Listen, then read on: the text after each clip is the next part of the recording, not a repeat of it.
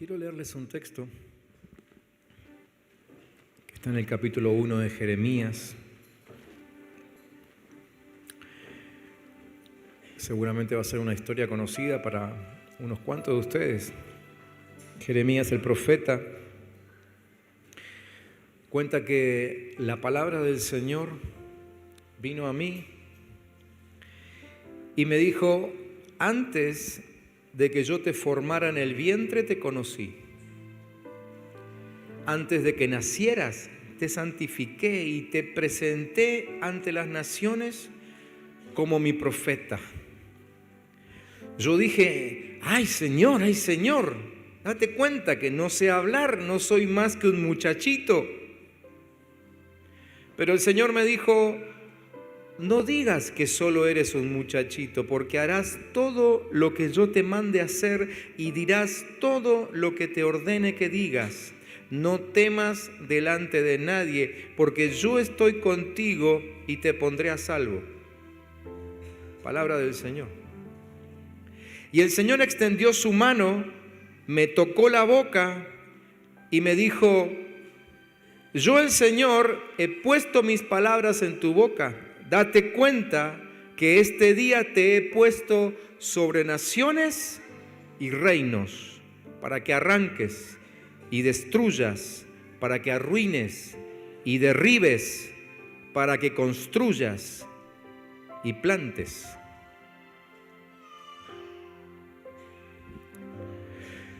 Conozco a un muchacho que desde niño soñaba con ser médico. Y a causa de una enfermedad en su papá,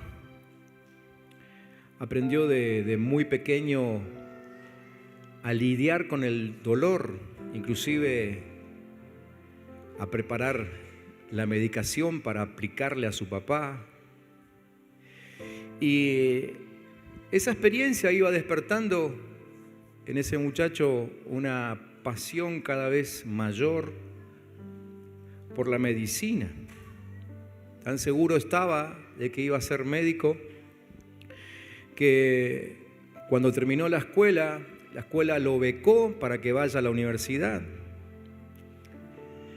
Y ahí estaba estudiando medicina, que era lo que siempre quiso ser. Y cuando ya iba por el 4º año de facultad, ya tenía absolutamente decidido que iba a ser médico y que sería médico pediatra. Pero sucedió algo inesperado. El Señor se le apareció a su vida y comenzó a llamarlo para que dedique el resto de su vida a servirle a Él, y le dijo: terminó el entrenamiento. A partir de ahora vas a sanar corazones.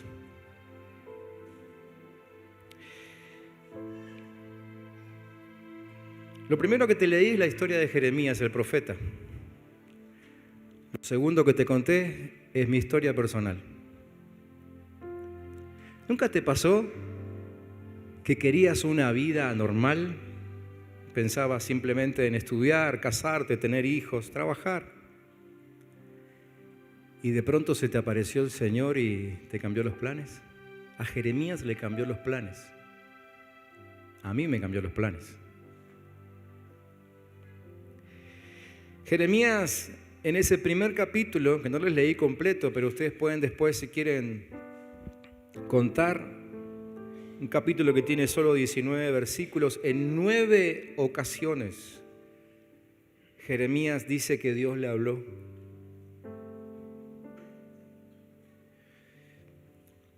¿Te pasó que, ya decidiste servir al Señor y parece que cuando decidiste servir al Señor las cosas se ponen cada vez más difíciles y lo único que te quedan son ganas de renunciar?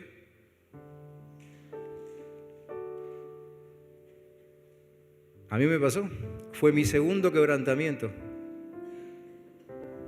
Y le pasó a Jeremías. Y Jeremías dijo: me sedujiste, Señor, y yo me dejé seducir. Fuiste más fuerte que yo y me venciste. Todo el mundo se burla de mí, se ríen de mí todo el tiempo. Cada vez que hablo es para gritar violencia, violencia.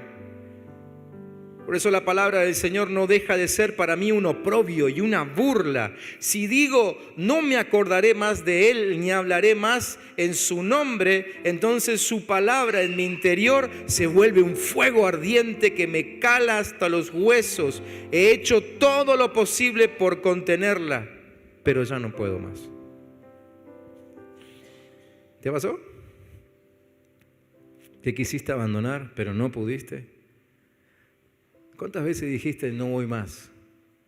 Y hoy estás acá sentado otra vez. Y cuando hablo de servir a Dios, no estoy pensando en un ministro de tiempo completo. Estoy pensando, no sé, incluyo por supuesto, porque me estoy incluyendo a mí mismo también, pero estoy pensando en el ama de casa que dobla sus rodillas en intercesión. Estoy pensando en el hombre que valientemente vive su cristianismo en el campo o en la oficina.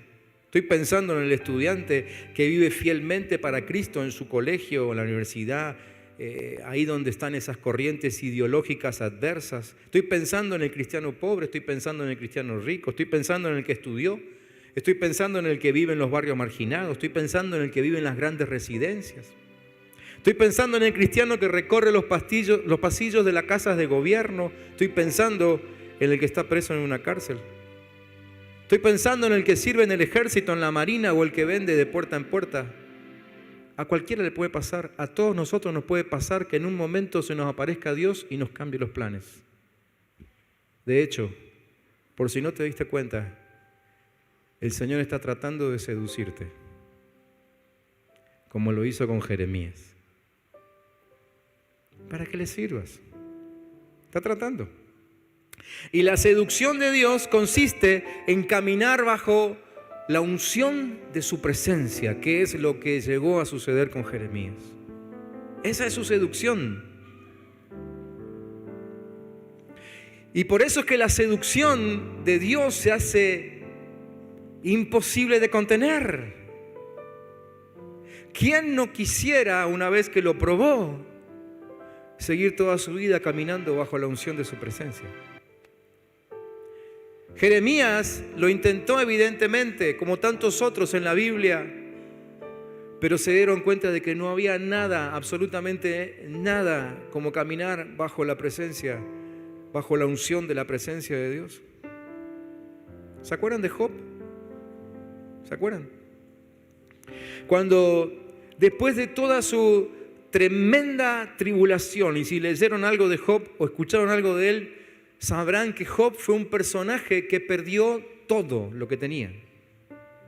Perdió hasta la ropa que tenía encima, perdió sus hijos, perdió su casa, perdió sus bienes, era muy rico, perdió todo. Perdió absolutamente todo y hasta inclusive mientras iba perdiendo una tras otra de sus cosas, pertenencias materiales, emocionales, relacionales, seguía siendo acosado por sus amigos. En definitiva, sus amigos también los perdió. Pero después de toda esa tremenda tribulación, cuando llega ya al final de su historia, capítulo 42 del libro que lleva su nombre, él termina diciendo: de oídas te había oído, pero ahora mis ojos te ven. Entonces él agrega, versículo 6, me aborrezco y arrepiento en polvo y ceniza. La Biblia dice que Job era un hombre justo, ¿sí? Dios mismo lo dijo. Ustedes se acordarán seguramente de esa conversación entre Dios y el diablo, ¿no? Cuando Dios le dice al diablo: ¿consideraste a mi siervo Job? Y Dios mismo dice que no había otro en la tierra como él. Dice: varón perfecto y recto, temeroso de Dios y apartado del mal. ¿Sí? Pero toda aquella perfección, justicia y temor de la que aún Dios habla eran de origen natural. Eran de origen natural. Él era todo eso porque su naturaleza era así. Yo no sé si hoy hay alguien que reúna todas estas condiciones, pero vieron que a veces conocemos a gente que decimos, a este solamente le falta conocer a Cristo, ¿no? Porque es gente recta, es gente justa, es gente amable, es gente que hace el bien, es gente que está para ayudar. Así era Job, pero en sus fuerzas naturales. Así que Dios tenía que acercarse a él. De hecho, Dios quiso acercarse a él, seducirlo para que él deje de vivir en sus fuerzas naturales y empiece a vivir en fuerzas espirituales. Nosotros alabamos mucho a Job por su tremenda paciencia, pero a esa paciencia, imagínense, no solamente ir perdiendo todo lo que tenía, hijos incluidos, sino además soportar a sus amigos y soportar a su esposa. Su esposa le decía, ¿por qué no maldecís a Dios ya mismo? Así te morís de una vez.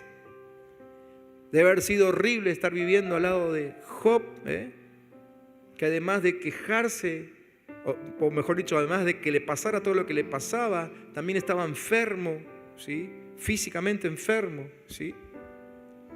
Y la esposa le decía, ¿por qué no maldecís a Dios? Así de una vez por todas te cae un rayo del cielo, te mata y nos dejás tranquilos a todos. Pero esa paciencia, tremenda paciencia de Job, le faltaba algo. Le faltaba un encuentro con Dios. Le faltaba un encuentro personal con Dios. ¿Será que Dios quería maltratarlo? No, por supuesto que no. Por supuesto que Dios no quería maltratarlo, solamente quería llevarlo a un encuentro con su Señor y un encuentro donde él aprenda a no apoyarse en su autojustificación, sino en la gracia de Dios. Y menciono estas historias porque creo que a nosotros también nos pasa que en momentos de nuestra vida decimos, pero ¿por qué tanto quebrantamiento? ¿Por qué tanto dolor? ¿Por qué Dios me rompe los planes? ¿Por qué de una vez por todas no hace algo conmigo? ¿Por qué me está llevando al plano del quebrantamiento? Parece que cada vez más profundo, cada vez más hondo en este pozo. ¿Por qué? En el caso de Job, Dios tenía algunas cosas muy claras con Job y Dios quería darle a Job una revelación que nunca antes había tenido. Dios quería llevar a Job a una altura que él todavía no conocía. Dios quería llevar a Job a una estatura que no tenía, a un encuentro que nunca se había efectuado. Dios quería que Job fuera lleno de la gloria de Dios. Dios quería que aún esa gloria después él la pudiese llevar a otros. Y de hecho así fue, porque los últimos años de Job fueron pero tremendamente mejores que los primeros. Así que si Job fue rico al principio de su historia y era justo y era recto y temeroso de Dios, se multiplicó eso después de que él tuvo un encuentro personal con Dios. Y en el medio, quebrantamiento. Quebrantamiento. ¿Se acuerdan de Isaías, el profeta? Isaías en un momento histórico específico, ¿no? En un momento no solamente histórico para él, sino para la nación donde él vivía. Estaba un día triste y acongojado en el templo, se había muerto el rey. El rey era un rey con el cual él había compartido muchas décadas de gobierno, ¿sí? Habían estado mucho tiempo juntos y además eran medio parientes. Y se murió, él lo quería mucho. Y ese día él estaba en el templo, allí acongojado, triste, pero buscando a Dios. Y mientras sucedía eso, en el capítulo 6, vemos que él tiene un tremendo encuentro con el Señor. Él mismo lo cuenta y dice, vi yo al Señor sentado sobre un trono alto y sublime. Y esa experiencia fue tan sin igual para él que marcó su vida.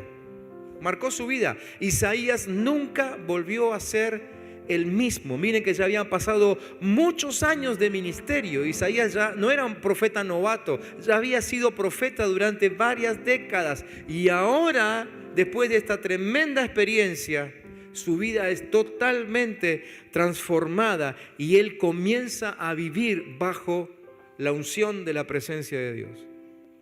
Conocía a Dios, le servía. pero todavía no había tenido ese encuentro que lo hacía caminar bajo la unción de su presencia. En esa instancia, en ese lugar, él dice: ay de mí que soy muerto, porque siendo hombre inmundo de labios y habitando en medio de pueblo que tiene labios inmundos, han visto mis ojos al Rey, Jehová de los ejércitos. Quebrantamiento. Para Isaías también vino quebrantamiento. Me imagino que Isaías se debe haber sentido literalmente que se moría ese día por lo que estaba viendo, por la revelación que estaba recibiendo. Pero ese primer paso de humillación, cuando él reconoce lo que es, permite que Dios dé un segundo paso de acercamiento. Y entonces es Dios el que le habla, es Dios el que se acerca, y dice Isaías que voló hacia mí uno de los serafines teniendo en su mano un carbón encendido tomado del altar con unas tenazas, y tocando con él sobre mi boca dijo: he aquí que esto tocó tus labios y es quitada tu culpa y limpio tu pecado.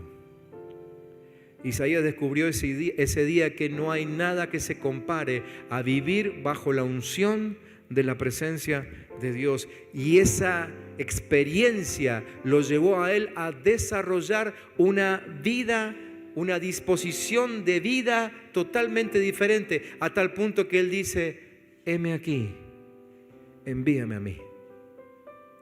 Insisto, Isaías no estaba empezando su ministerio, ya hacía tiempo que servía, pero recién ahora tiene un encuentro personal con Dios que le hace cambiar su actitud.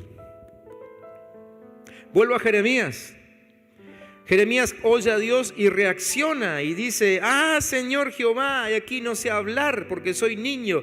Claro, ese versículo simplemente habla de esas emociones variables, reacias a la voluntad de Dios. Pues ese versículo nos muestra los temores que él tenía, temores como de cualquiera de nosotros, temores bien evidentes, ¿no? Temores de que el Señor venga, nos cambie los planes y de un día para el otro nos tenga sirviéndole. Díganme si alguno de ustedes no tuvo miedo de eso alguna vez. ¿Sí? ¿Y si termino siendo pastor? Quédense tranquilos, no es la única forma de servir a Dios. Quédense bien tranquilos. Pero sí puede suceder, o quizás ir a decirte, va a suceder, que Dios va a interrumpir tus planes en algún momento y va a intentar seducirte para que camines bajo la unción de su presencia. Y si te dejas seducir como Jeremías, nunca más serás igual. Jeremías estaba en la presencia de Dios, no estaba ante un general común y corriente. Por eso es que el Señor le responde: no digas soy un niño, no digas soy un niño, porque a todo lo que te envíe irás tú y dirás todo lo que te mande. No temas delante de ellos, porque contigo estoy para librarte, dice Jehová. Y extendió Jehová su mano y tocó mi boca, y me dijo Jehová: he aquí he puesto mis palabras en tu boca. Mira que te he puesto en este día sobre naciones y sobre reinos, para arrancar y para destruir, para arruinar y para derribar, para edificar y para plantar. Y así fue su vida hasta el final, hasta el último de sus días, porque eso es lo que significa caminar bajo la unción de su presencia. Sos imbatible, sos invencible. Es como que el Señor se acercara a él y le dijera: yo no te levanté para que seas un pueblito desprotegido, sino que te establecí como una ciudad fortificada que no puede ser tomada por el enemigo. Yo no te constituí como un palo de madera que puede ser destruido por el tiempo y la polilla. Yo te levanté como columna de hierro que no se dobla ni es tumbada. Yo no te desarrollé como pared de barro llena de grietas y arruinada por la lluvia. Yo te levanté como muro de bronce que permanece fuerte, impenetrable y que brilla en el tiempo. Eso es lo que Dios hace con los que se dejan seducir para caminar bajo la unción de su presencia. Y pelearán contra ti, pero no te vencerán. Porque yo, dice Jehová, estoy contigo para librarte. Qué tremenda que sea, qué tremenda diferencia que se produce cuando aprendemos a vivir bajo la unción de su presencia. El apóstol Pablo nos pone otro ejemplo tremendo. Sabemos que el apóstol Pablo era una persona muy formada, muy bien educada, quizás uno de los mejores de su época. Podría haber sido, no sé, un gran científico, un premio Nobel en su tiempo. Pero él, frente a todo lo que podría haber llegado a ser y a hacer en su poder natural, eligió la presencia de Dios. Y él cuenta en Filipenses capítulo 3 que cuantas cosas eran para mí ganancia, las he estimado como pérdida por amor de Cristo. Y ciertamente aún estimo todas las cosas como pérdida por la excelencia del conocimiento de Cristo Jesús, mi Señor, por amor del cual lo he perdido todo y lo tengo por basura para ganar a Cristo.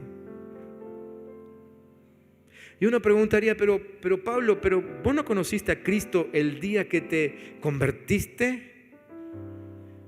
No, ese día comencé a conocerlo, te diría Pablo. Pero hasta el día de hoy todavía no pude conocerlo en profundidad. Por eso para mí lo más importante es eso. Y para mí es basura todo lo que alcancé y aún lo que estoy viviendo. Lo único que me importa es conocerlo en profundidad. Vivir bajo la unción de su presencia. Vivir ahí es lo que más me importa. Yo quiero esa comunión, me imagino que decía Pablo. Y no puede haber comunión si uno no está en la presencia del otro. No se puede tener comunión, ¿no es cierto?, entre nosotros mismos. ¿Cómo podemos tener comunión si nunca visitamos al otro, si no estamos en presencia del otro? La comunión real llega el día que aprendemos a estar en presencia del otro. Si queremos comunión con Dios, necesitamos aprender a vivir en su presencia. Pablo quería eso. El apóstol Pablo quería eso. Él eligió entre todo lo que había ganado y la posibilidad de conocer a Dios, él eligió vivir en la presencia de Dios. ¿Y vos qué elegís? ¿Qué elegirías? No sé si alguna vez Dios te presentó esas opciones. Pero a eso me refiero cuando te digo que Dios se puede aparecer en cualquier momento, interrumpir tus planes y decirte, ¿qué vas a elegir? ¿Seguir como estás? ¿O vivir bajo la unción de mi presencia? Y por favor, recuerda la historia de Job. Porque el seguir como estás puede significar que Dios te considera como Job. Recto, justo, temeroso de Él. Con todas esas características, tranquilo, vas al cielo igual. Pero Dios siempre tiene algo más para vos. Tiene mucho más que simplemente esperar que vengas cada domingo a la iglesia a cantarle un rato. Mucho más. Pablo lo entendió.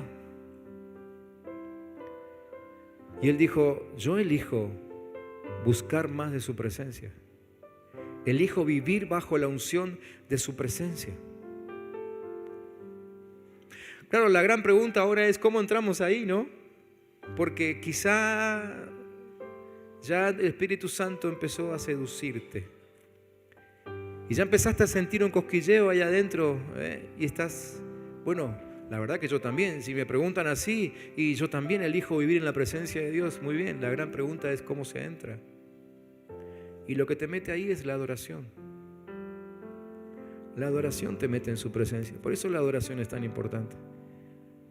Por eso la adoración, cuando lo hacemos aquí, no es el tiempo en que esperamos que lleguen los rezagados.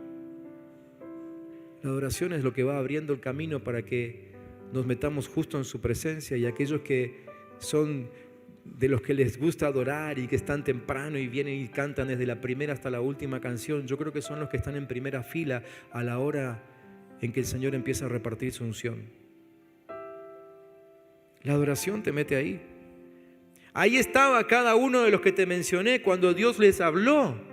Jeremías era de familia sacerdotal, así que todo el tiempo él correteaba por ámbitos de adoración, y en ese ámbito de adoración es que Dios lo transformó de niño, como él decía ser, en un hombre invencible. Isaías estaba adorando en el templo, compungido justo después de la muerte del rey Usías. En ese ámbito, en el de adoración, Dios lo transformó de hombre duro en hombre sensible a la voz de Dios. ¿Por qué digo hombre duro? Si lees los primeros 5 capítulos de su libro, te vas a dar cuenta. Nadie se quería cruzar con Isaías. Durísimo. Te mandaba al muere de una, o sea, te condenaba. Los primeros 5 capítulos son pura condenación. Después del 6, se transforma en Isaías, el evangelista del amor, el profeta del amor. Fue totalmente transformada. ¿En dónde? En un ámbito de adoración. Job había dicho que nunca cedería frente a la presión y que no comprometería su adoración a Dios. Cuando Dios escuchó eso, Dios lo transformó de hombre poderoso en lo natural a hombre poderoso en lo espiritual. La adoración es la que te mete en su presencia. La adoración es la que permite que empieces a caminar bajo la unción de su presencia. ¿Se acuerdan de Juan? Uno de los discípulos de Jesús. Lo había conocido a Jesús desde joven. Caminó con Jesús, comió con Jesús, dormía con Jesús, se apoyaba en el pecho de Jesús. Fue uno de los poquitos, 3 nada más, que vieron la transfiguración de Jesús. Vio a Jesús glorificado. ¿Sí? Pero un día estaba adorando, ya era viejo, ancianito, preso estaba, en una cárcel, en una isla, estaba adorando. Y Dios se le presentó en medio de la adoración y dice que cayó como muerto cuando lo vio. Nunca lo había visto de esa manera. Fue el discípulo que mejor conoció en la carne a Jesús, hasta el olor le conocía, si se apoyaba en su pecho siempre. Pero cuando estuvo en un ámbito de adoración y el Señor se le presentó como realmente es, cayó como muerto. La adoración te mete ahí. Ustedes saben que no me gusta hablar de mí y nunca uso el púlpito para eso. Pero hoy me tengo que poner como ejemplo. Porque estoy seguro que este pastor que ustedes ahora tienen llegó a este lugar por ámbitos de adoración. Una de mis primeras fotos de niño es con una pava y un mate. No era esa que le quería contar. Pero la otra, chiquitito, apenas podía pararme y ya tenía una guitarra en mis manos. Y aprendí de muy adolescente a cantar en cualquier ámbito. Cometí muchos errores, por supuesto, como por ejemplo en un viaje de egresados, cuando preguntaron quién sabe tocar la guitarra, por supuesto me anoté y llevé mi guitarra, papelón bárbaro, si yo solamente sabía canciones de la iglesia. Cuando me pedían samba de mi esperanza, yo decía no, nada, ¿no? Eran otras épocas, chicos, yo sé, los más jovencitos no saben qué es la samba de mi esperanza, pero bueno, tengo 53. Cantábamos eso en mi época, ¿no? Cantábamos algunas de esas cosas, ¿no? Había algo de rock nacional también. Yo no sabía nada de eso. Y cuando me ponía a cantar las canciones que yo conocía, me miraban como diciendo, está lindo, pero queremos cantar todos, decían. Y la verdad que no me importó.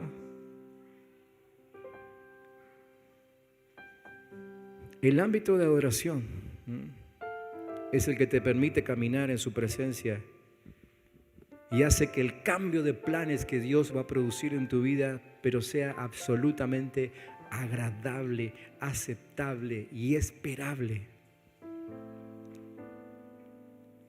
En ese ámbito de adoración, es ahí donde por revelación vemos la grandeza de Dios. Es ahí donde desaparece toda idea de pequeñez o de mediocridad. Eso fue lo que le pasó a Isaías. Yo creo que Isaías era así de duro porque él no había visto a Dios tan grande como es. Cuando lo vio, se transformó. En ese ámbito vemos que Dios tiene todo bajo control. Algo que a la gente que nos rodea le cuesta mucho creer en este tiempo. ¿Qué va a tener Dios todo en control? Mirá lo que está pasando.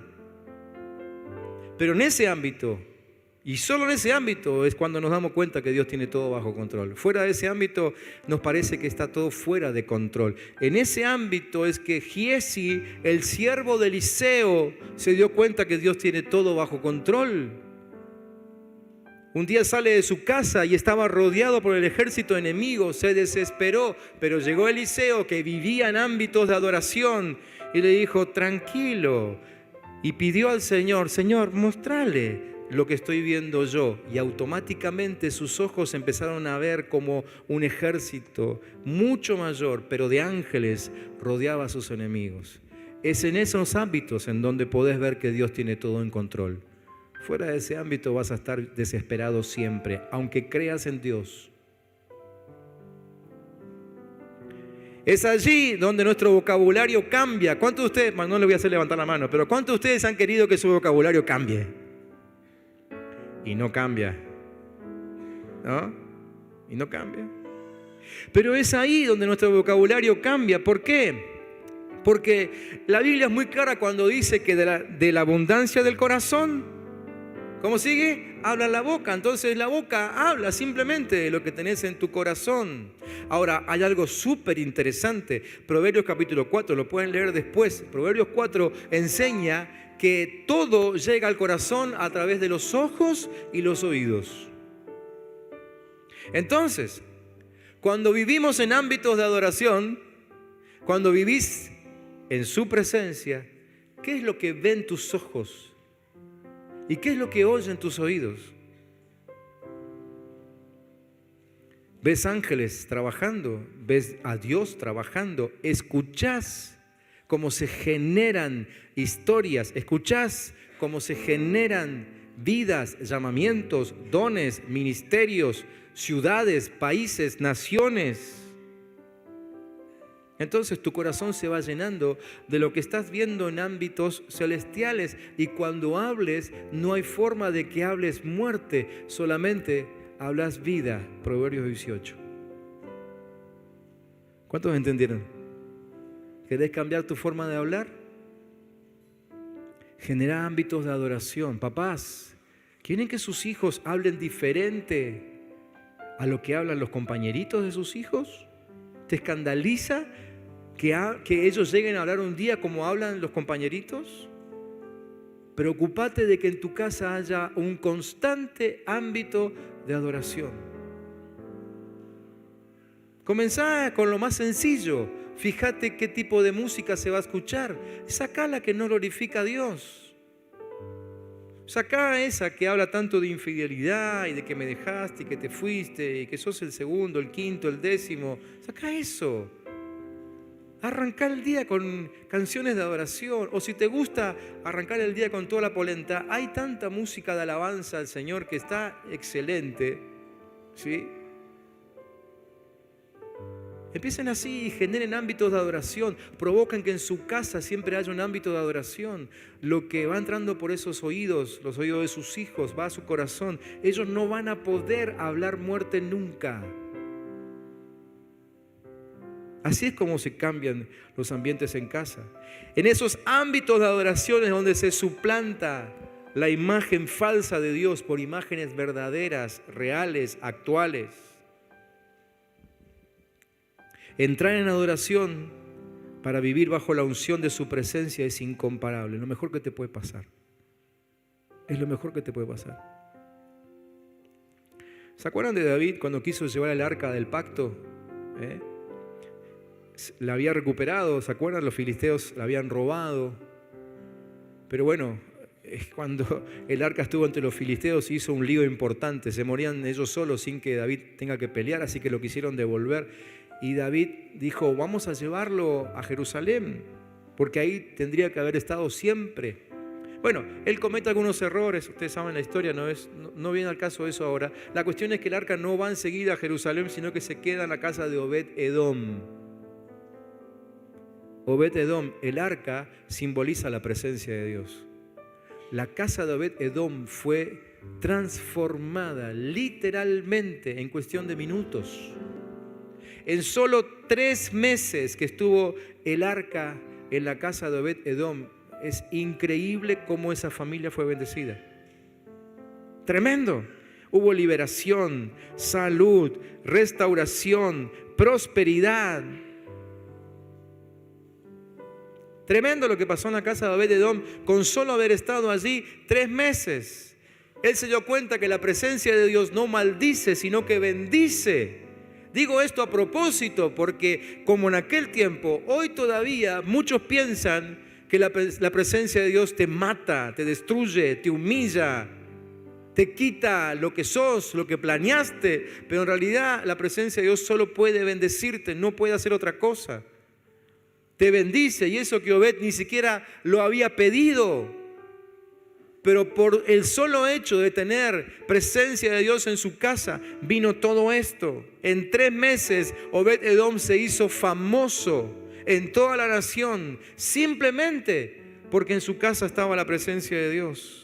Por causa del arca se empezó a hablar de Obed-Edom todo el tiempo. ¿Y dónde termina Obed-Edom? Termina siendo portero y músico en el templo. Quizás los 2 oficios más ansiados de la gente de la antigüedad. Portero y músico. La presencia de Dios te bendice. No le tengas miedo a la presencia de Dios. No le tengas miedo. Más vale buscala. Búscala. Después de todos los años de ministerio, ya llevo casi 30, todo lo que viví, la verdad que si hoy me pusieran delante una balanza que en un platillo tenga todo el poder económico o el poder político, o aún algún tipo de poder, no sé, ministerial, religioso, no sé cómo se llamaría. Pero en el otro lado me pusieran un platillo que solamente tuviese presencia de Dios. Yo elijo presencia.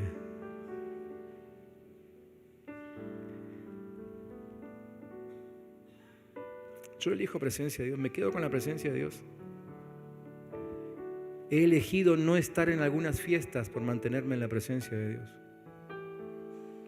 He elegido no estar en muchas reuniones por mantenerme en la presencia de Dios. He elegido quedarme en Argentina y aún en Neuquén por estar en la presencia de Dios.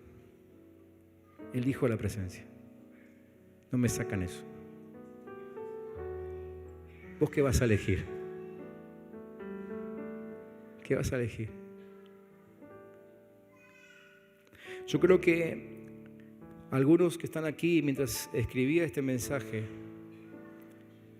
ya había terminado el mensaje, pero sentía como que faltaba algo y les voy a decir la verdad, hoy me acosté también un ratito la siesta, no sé si ustedes duermen la siesta, hoy me acosté, pero no pude dormir y mientras estaba ahí acostado oraba mentalmente para no despertar a mi señora que roncaba al lado mío, que descansaba al lado mío.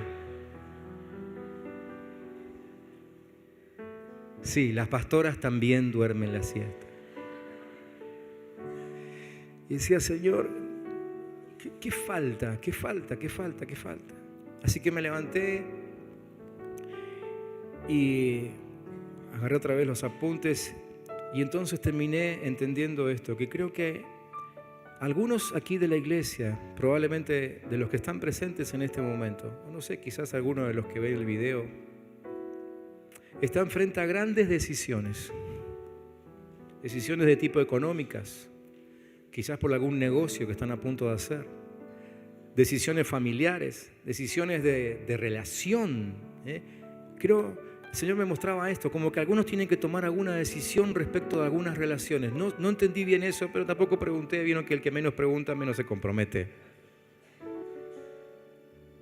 Y algunos están frente a decisiones laborales, y otros inclusive frente a decisiones ministeriales. Parece que la están luchando con algún tipo de llamado de parte de Dios.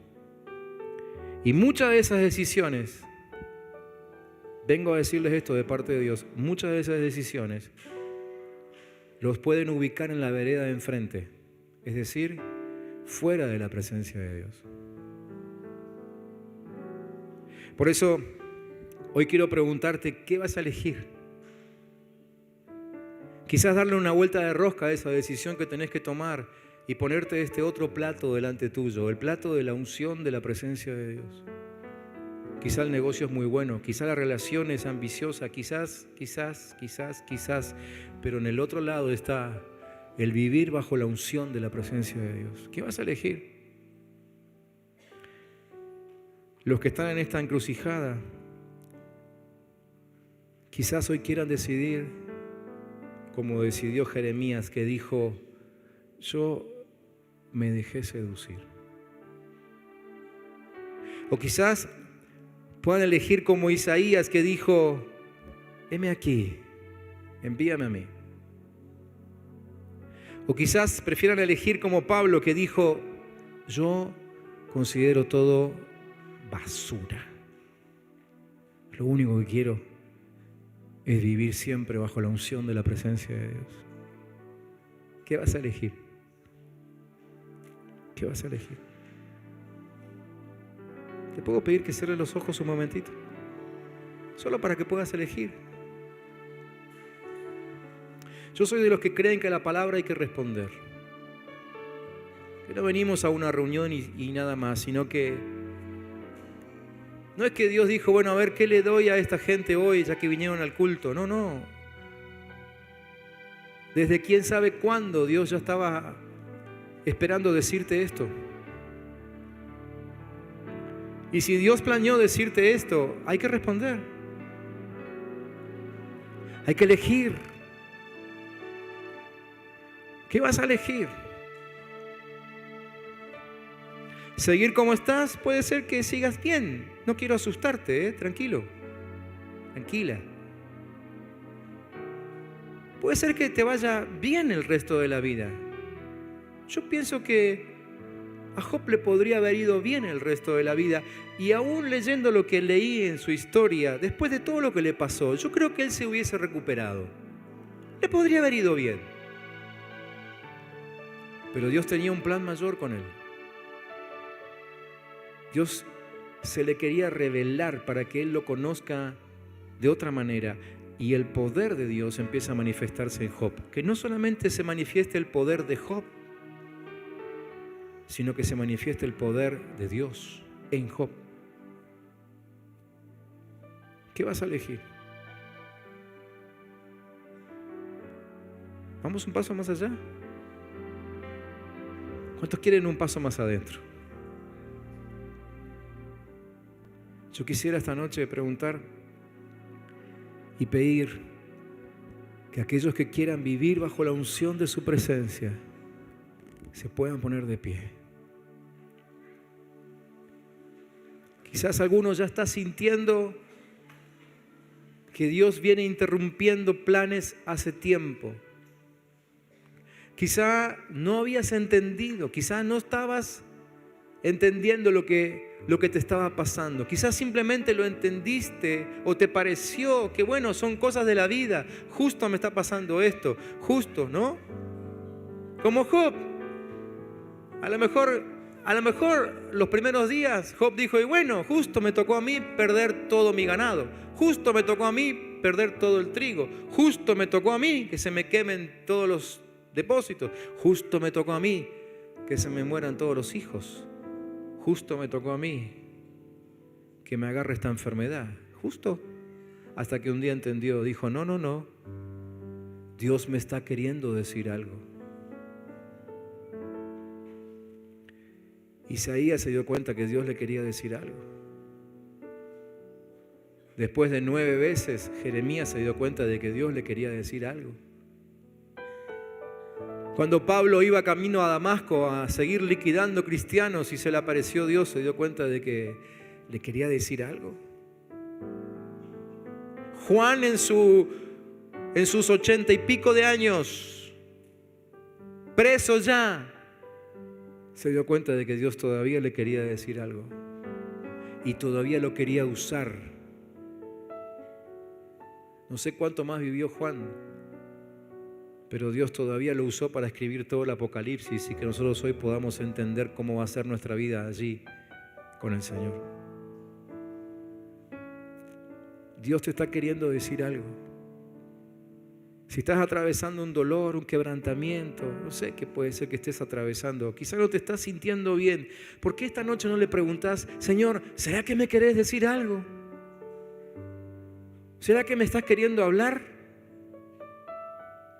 Señor, ¿por qué no consigo llevar adelante mis planes?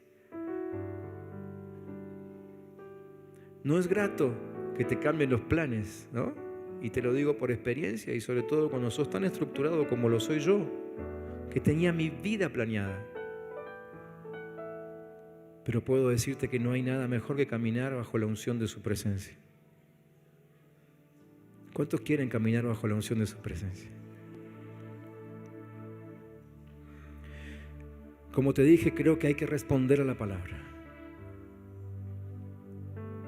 Y me gustaría que esta noche se lo respondas. Así que aquellos que han decidido vivir bajo la unción de su presencia, yo sé, están casi todos parados, pero ¿puedo pedirles que avancen hasta aquí adelante? Porque va a ser tu demostración práctica, gráfica, ¿sí? Material, física, de que querés meterte en su presencia. Al salir de tu lugar es como decir, Señor, yo abandono el lugar de comodidad. Yo abandono este lugar. Y quizá alguno diga, bueno, pero la verdad que yo no la estoy pasando tan mal. Pero al moverte de tu silla estás diciendo, Señor, aunque el lugar donde estoy está bueno, yo quiero un lugar mejor y sé que ese lugar mejor es en tu presencia. Yo quiero caminar bajo la unción de tu presencia. Yo quiero caminar ahí. Quiero vivir el resto de mi vida bajo la unción de tu presencia. Si pueden, vengan más adelante, que hay muchos pasando todavía. Acomódense hasta donde puedan. Ya el hecho de salir de sus lugares y poder pasar aquí al frente, ya es simbólico, ya es profético.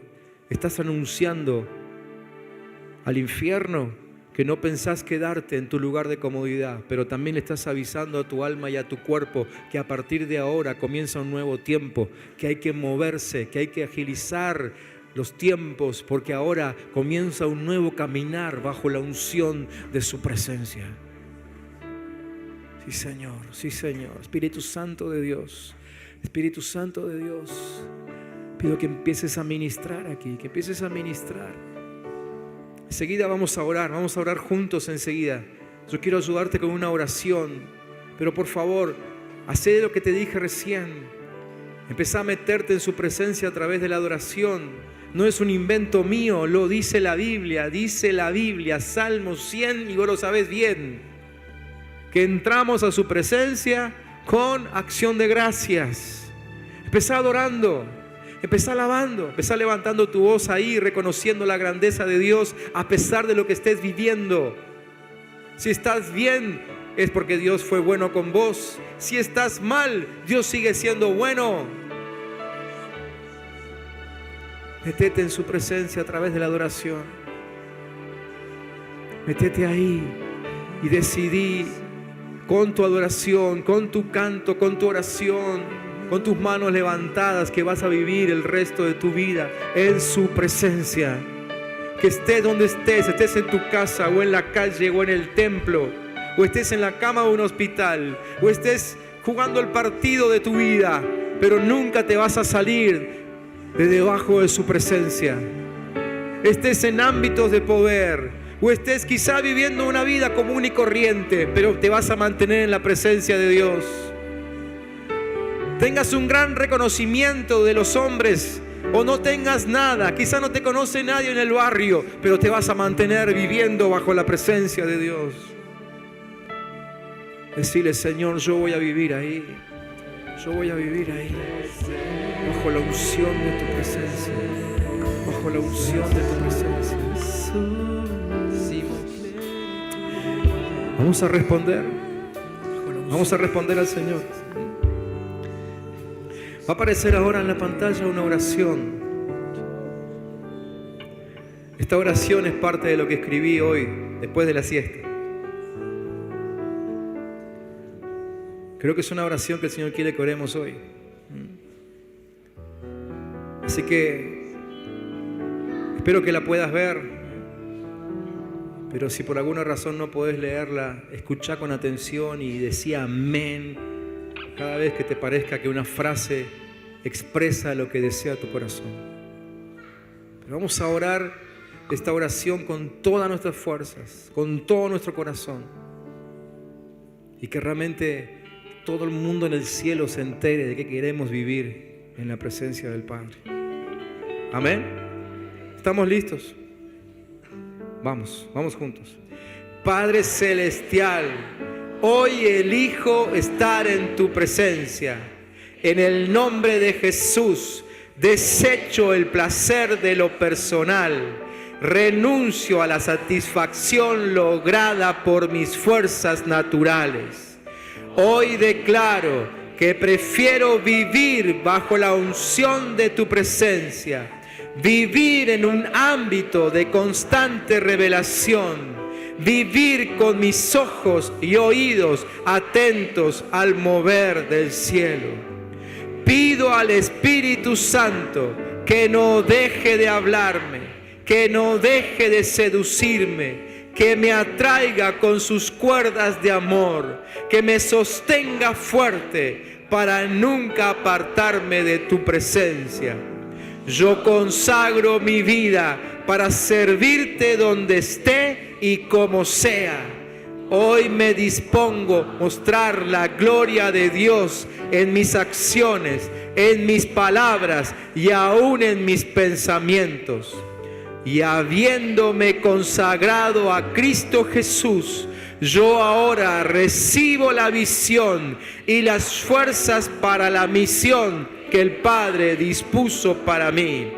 Solo te pido, Padre Celestial, que me mantengas lleno de tu Espíritu Santo, pongas sabiduría en mí y me uses para extender tu reino. Oro en el nombre de Jesús, el que pagó el precio de mi entrada a tu presencia. Amén y amén. Amén, Señor. Amén, Señor. Amén. Sí, Señor. Bendigo a tus hijos. Bendigo a tus hijos. Bendigo a tus hijos.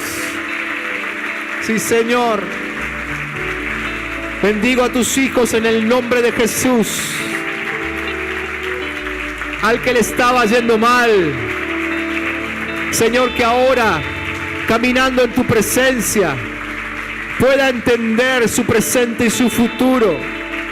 Al que le estaba yendo bien, que ahora entre en un tiempo que no se puede comparar con ninguno anterior. Señor, que la unción de tu Espíritu Santo sea la marca, la señal de cada uno de nosotros aquí en esta congregación.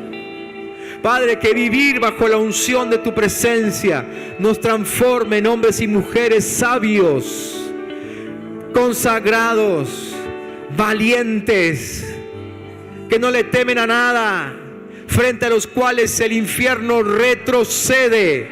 Así será, Padre, porque tu palabra lo promete. Señor, hoy tomamos tus palabras y declaramos que nosotros también somos como ciudad fortificada, que nosotros también somos como un muro de bronce, que nosotros también somos invencibles y que a nosotros tampoco nadie nos podrá destruir. Señor, hoy entramos en un tiempo donde dejamos de vivir en poder natural y empezamos a vivir en poder espiritual. Bendito sea el nombre de Jesús.